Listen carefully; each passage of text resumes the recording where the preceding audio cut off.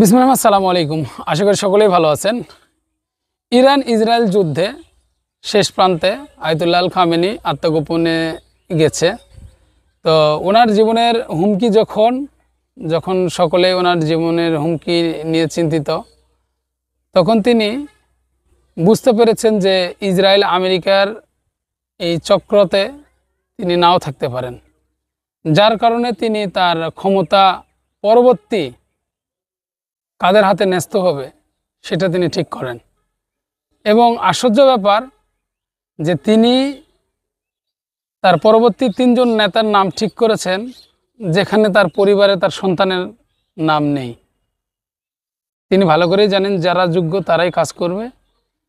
তার সন্তান হয়েছে, তাতে কি হয়েছে? যখন ইব্রাহিম রাইসি মারা গেল, তখন একটা গুঞ্জন উঠেছিল যে হয়তো আয়াতুল্লাহ আল খামেনির পরেই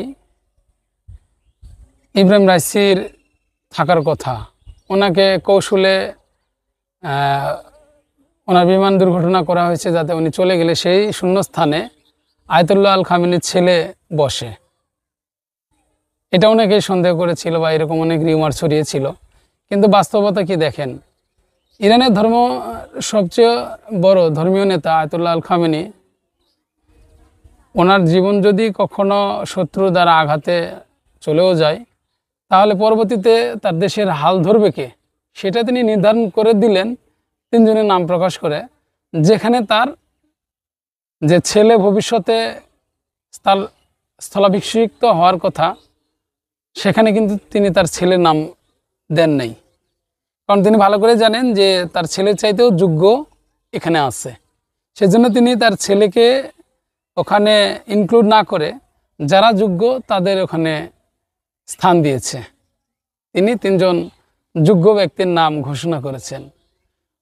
এই প্রেক্ষাপটটা বাংলাদেশের সাথে চিন্তা করুন, যদি এরকম ঘটনা বাংলাদেশে হতো।